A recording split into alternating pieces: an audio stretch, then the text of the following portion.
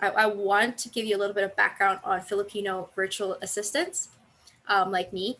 So the first thing to understand is the time difference. It's a good 12 to 14-hour time difference. So right now, where I am, it is 3:45 in the morning.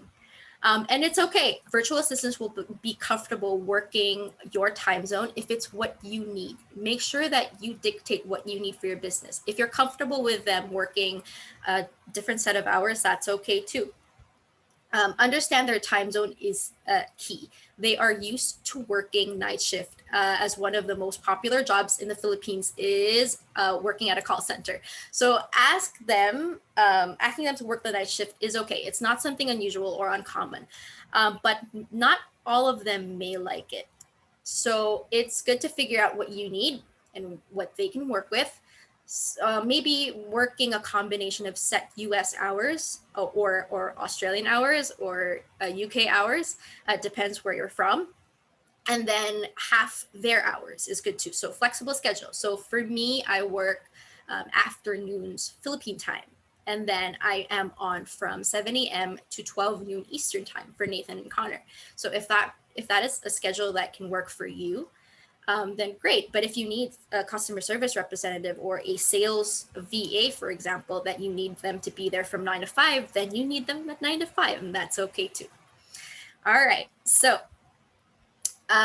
it's easy to do a bit of a compromise, especially if their role isn't, like I mentioned, phone customer service. Either way, make sure that they are 100% happy with the schedule that you ask them. And make sure to constantly ask them about what they're comfortable with and their feedback, if there is any. And if they don't fit what you're looking for, then don't worry. There are other virtual assistants out there that'll accommodate your time and your needs. Another thing to know about Filipino virtual assistants is that a lot of jobs in the Philippines are lower paying than being a VA. So we like working as virtual assistants. We are most of the time overworked and underpaid. The travel time ranges between 2 to 6 hours a day, which makes us lose out on a lot of rest, time with our family. It's also more costly. So eating out and the transportation, So speaking from a perspective of virtual assistant, a lot of us prefer being VAs for better opportunity, growth, more time with our family, less stress, and several other factors. Filipino VAs are one of the cheapest VAs that you can find, and it's still a better paying than what we get over here. Another thing to know about the Philippines is the weather. So we have horrible typhoons. We had 3 big typhoons back to back late last year in Q4, and then our volcano erupted. So you may have to deal with a few storms, power interruptions, but the great thing here is you can hire someone with great skill sets for cheaper compared to someone from another country. Just make sure you guys, when you talk to your VA, make sure that they have backup plans. And with the help of Outsource School, if you decide to join us, we will help you as well learn what kind of backup plans there are, and talk about any challenges that you may face in the future with your virtual assistants. We got you. We're here to support you. So with that said, come up with backup plans, put them in place. When power or weather interruptions happen, people can go to coffee shops, work in another family member's houses, have a backup Wi-Fi, pocket Wi-Fi. I personally have a few backups too. I have my mobile data, I have a pocket Wi-Fi, I have 2 internet connections, I have 2 laptops, just so that my work isn't interrupted. It is great if you find a VA that has the same, that they value their work to the highest and that they won't make too many excuses unless, of course, it's very urgent. So just to make sure that they are prepared as well. Even once in a while, the best VAs get hit by a big storm and it's just not going to work. So these are just some things that it happens to everyone. So it's just a matter of just being open, honest, prepared, staying in touch, understanding their situation, and communicating. One more thing to know about Filipino families is we have big families. It is common to have 5 or more people living under one roof. We are family oriented, and it's important for you as our clients to know that they have a good workspace and that they aren't going to be preoccupied with taking care of kids or other family members while working. Just set expectations with them, and if you need them to do voice work, voice calls, make sure that they are able to provide a quiet working environment. And there won't be roosters in the background. It's funny, but it's common in the Philippines to have roosters in the neighborhood, no matter which area of the Philippines.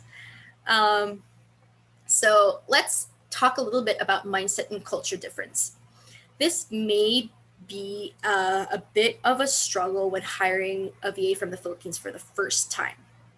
People in the Philippines tend to be a bit more shy and emotional and can sometimes take things personally. Being too direct and aggressive may offend someone there. And we have some tips that I can offer to help. When you start to work with someone, tell them how you work as a business owner. Tell them your personality. Help them understand your personality. Tell them that you may be aggressive or direct at times, but that you don't mean to offend them. Um, my best example is Nathan. He can be a little bit intense sometimes, and he can say things really really fast. His brain works really fast. He's an absolute genius, and he's really smart. But sometimes he's too direct to the point where maybe a new virtual assistant would get offended by the way he says things, and it's common. It's just that you have to help your virtual assistants understand how you are and how you work, and just make sure to tell them like, yeah, I can be direct, but don't be offended. I love you. It's just the way I speak. Don't worry.